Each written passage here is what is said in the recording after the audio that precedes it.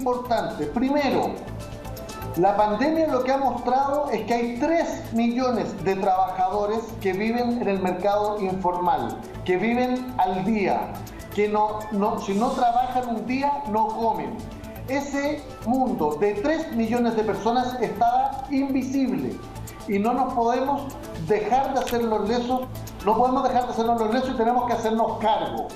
Segundo, la pandemia mostró un nivel de precariedad del empleo brutal. A la primera dificultad, todo el mundo empieza o a ser despedido o a suspender la relación laboral en condiciones que afectan al mundo del trabajo. Y por eso hay que hacerse cargo de la emergencia de la pandemia, pero también hay que hacerse cargo de que necesitamos un modelo que efectivamente incorpore niveles muy importantes de justicia social y de igualdad. Alcalde. Dicho eso, para enfrentar la pandemia se puede, primero, el Estado de Chile endeudar, porque hoy el nivel de riesgo país es suficientemente bajo para endeudarnos en condiciones muy favorables para el Estado chileno y que permita atender las urgencias de las familias más vulnerables. Segundo, efectivamente hay que hacer que los que más ganan y han ganado aporten más. Y esto significa, yo lo he planteado muchas veces, poner límite a las utilidades de las AFP y de las ISAPRES. Fíjense que hace 3 semanas atrás, en medio de la crisis, un par de AFP repartieron utilidades por 46.000 millones de pesos. Hace 10 días atrás, aparece en portada del Mercurio un destacado empresario, un especulador financiero que ganó 750 millones de dólares con la venta de sus empresas como parte de una operación financiera. ¿No sería justo también, por ejemplo, pensar en un impuesto a los súper ricos? Alcalde. Un impuesto especial. Yo quisiera Alcalde Carter, deme un minutito nada más, porque creo que llegamos a un punto importante que tiene que ver con necesito agregar a la conversación a la diputada María José Hoffman, alcalde. Alcalde, sorry, pero tenemos que darle la bienvenida a una nueva invitada. Monse, lo que pasa es que tú has dicho algo que no es efectivo. Ya, vamos, al tiro lo aclaramos, pero le vamos a dar el pase, pero teníamos que saludar a la invitada. Sí, a la diputada María José Hoffman, que ya está en pantalla. Diputada, me gustaría saber en relación a eso, porque estamos llegando, pareciera ser un criterio entre distintos colores políticos, ¿no? Al tiro le damos la palabra, alcalde, no sé, ya va a tener su turno. Sí, pero estábamos hablando de eso, de que posiblemente se puede hacer como este gran impuesto a los más ricos, ¿no? Aquellos que tienen más ganancias, que puedan de alguna manera ponerse sobre los hombros lo que está pasando con esta crisis económica. ¿Lo ve viable usted desde esa perspectiva, María José Hoffman? Oye, buenos días también, Montserrat, qué bueno que te hayas recuperado. Gracias. Tengo que partir bien. Sí, qué bueno, me alegro muchísimo. Vi ahí 2 videos en Instagram de lo que había significado, así que qué alegría. Y lo otro, saludar a los alcaldes. Alcalde Carter, déjeme hablar. Usted sabe que le tengo mucho cariño y especialmente a su hermano, que es mi compañero. Pero mire, yo me estoy metiendo recién, estoy aquí parar la carretera porque voy camino ya al Congreso. Estamos a punto de empezar la sesión, así que voy a llegar un poco tarde. Y a ver, yo creo que en esto hemos reflexionado todos que hay que enfrentarlo con la mayor flexibilidad posible. Cuando yo escucho pidiendo el ingreso por tanto, es verdad, queremos todos ayudar. Yo creo que eso no es patrimonio ni del gobierno ni de un sector político y hay que ser creativos. Yo, fíjate que me leí la propuesta del impuesto a los súper ricos, he tratado de sacarme la anteojera, porque en el fondo en esto uno tiene que ser súper práctico, y la verdad es que la experiencia en el resto de los países no solamente recauda muy poco por una sola vez, y me parece súper poco creativa finalmente. finalmente.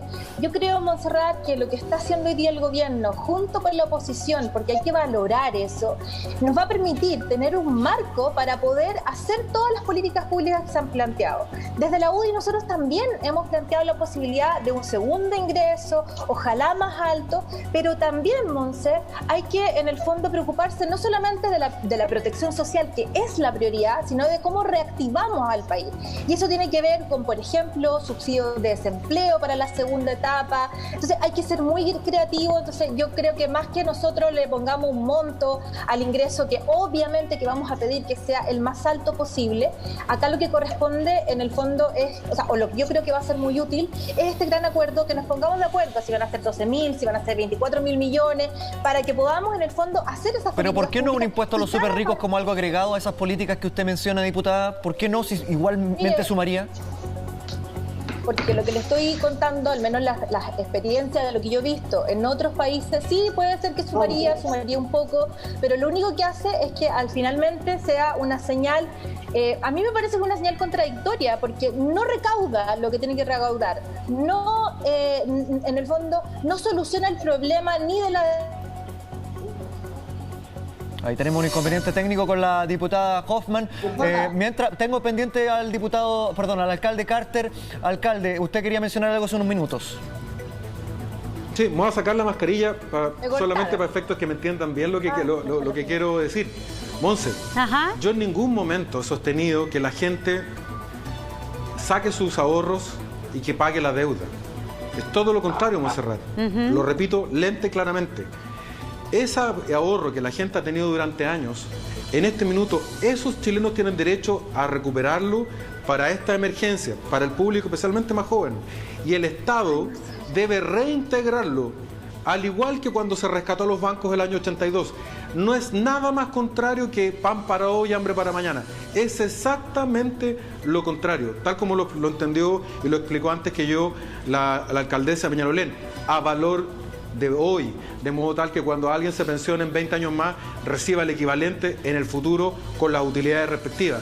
Se trata de usar la imaginación con lo que a los chilenos les pertenece. Es su plata del ahorro individual. Ahora, respecto del impuesto a los súper ricos, pero por ejemplo, alcalde, en el tema...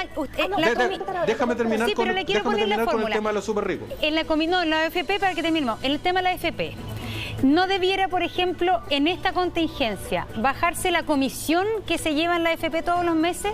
Soluciones que... creativa, y parte de esa comisión que sea parte de dinero directo que se le da a la gente. Vamos a tu pregunta. No tengo ninguna reverencia religiosa frente a la AFP. Si usted quiere quitarle toda la utilidad a los dueños de la AFP, hágalo. Pero no le va a alcanzar la plata para cubrir el esfuerzo que tenemos que hacer hoy día. Para 3 millones de familias la cantidad de dinero es gigantesca. Si se quiere limitar las utilidades, yo no soy parlamentario, pero te lo firmo ahora. No tengo ningún problema. Tampoco tengo ningún problema con que haya una AFP estatal sin utilidades porque sería el Estado el dueño. No tengo ningún problema. Yo no le rindo culto a sistemas económicos injustos o que no sirvan a la mayoría de los chilenos. Pero tampoco soy partidario de generar expectativas de cosas que no se van a cumplir. Si tú le quitas la utilidad, va a ser un aporte, pero no es el tamaño de lo que se necesita hoy día, que es gigantesco. Respecto al impuesto a los súper ricos, vamos a ese tema. Si tú pones el impuesto a los súper ricos, vas a recaudar eventualmente, pero ojo, cuando termine el proceso, hagamos un análisis crítico, porque la última vez que se hizo en el mundo, se hizo en Francia con el presidente Hollande. Cuando asume, dicta el impuesto para los súper ricos. ¿Qué ocurrió? Migraron todas las fortunas a Suiza, partiendo por Gerard Depardieu, a quien todos conocemos, que se hizo ciudadano suizo para sacar su plata. Yo no tengo problemas que los más ricos paguen más impuestos, es lo justo, pero no generemos expectativas que no se van a cumplir, porque el impuesto, por ejemplo, que más recauda en Chile es el IVA. Entonces, busquemos un tema de liquidez en la AFP con garantía del Estado y fijemos impuestos que sean reales, que no sean para la galería finalmente, porque ponte el 10% del impuesto a los más súper ricos. ¿Sabes cuánto se demoran los dueños de este canal o los dueños de los canales de la competencia? Apretan un botón y la plata está en nuestro Perú. Alcalde Carter, vamos a tener que un poquito más corta las intervenciones porque ya va a venir el Ministerio de Salud con el informe diario y esta conversa está demasiado entretenida. Alcaldesa, le tengo que dar el turno a la alcaldesa Leitao, que ha hablado menos. Alcaldesa, adelante, y ahí el alcalde Durán. Sí, yo creo, mira, aquí tenemos un problema que de lo que partimos al principio en la conversación.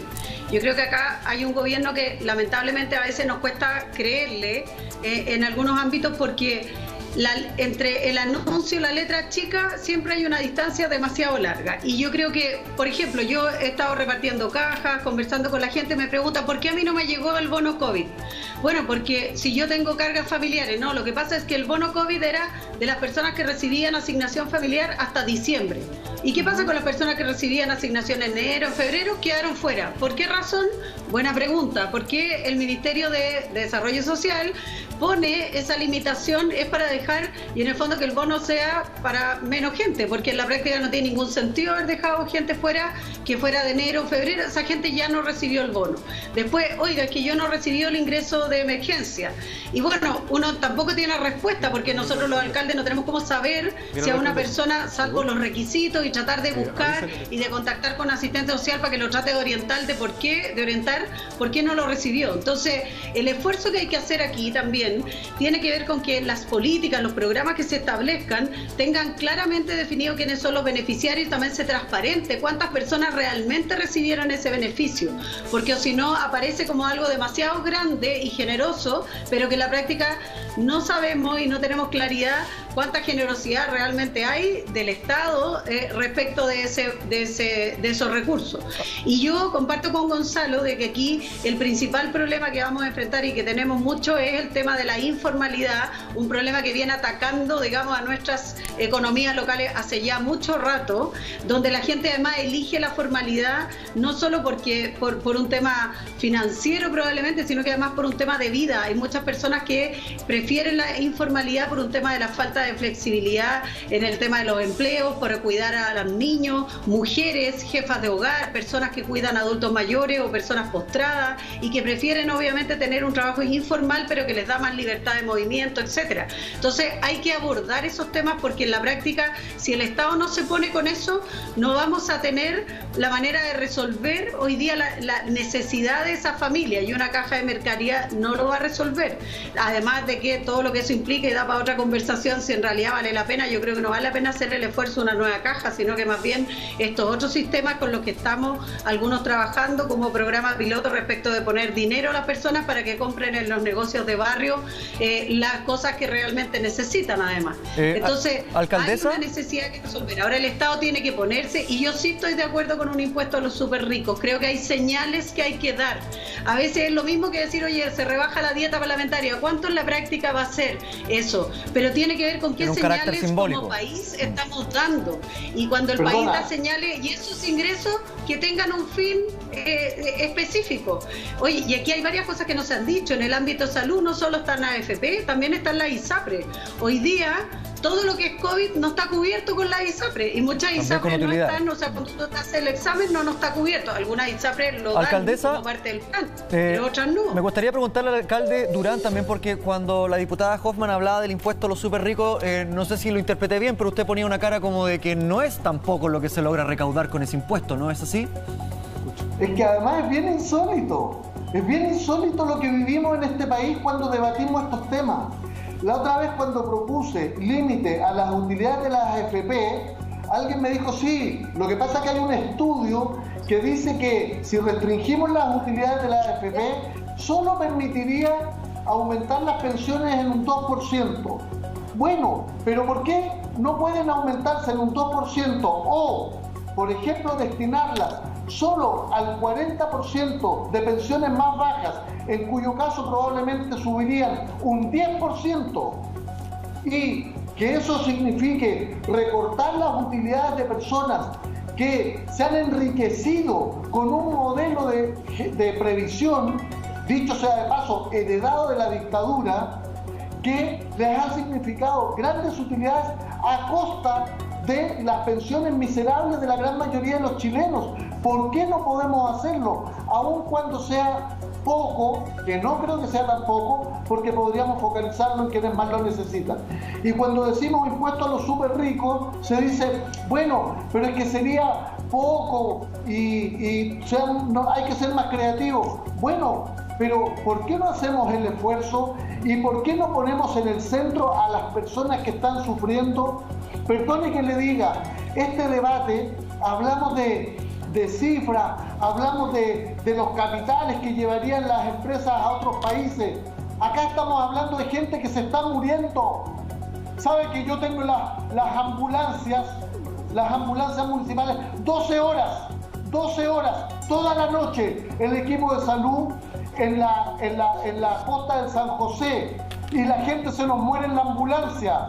Y aquí decimos, es que los súper ricos que se han enriquecido como han querido, es que se llevarían los capitales afuera. Al menos que el país sepa que aquellos que se han enriquecido, muchos de los cuales adquirieron esas empresas en los años 80 a precio de huevo del Estado, que esas personas van a llevar sus capitales a paraísos fiscales cuando la gente se está muriendo.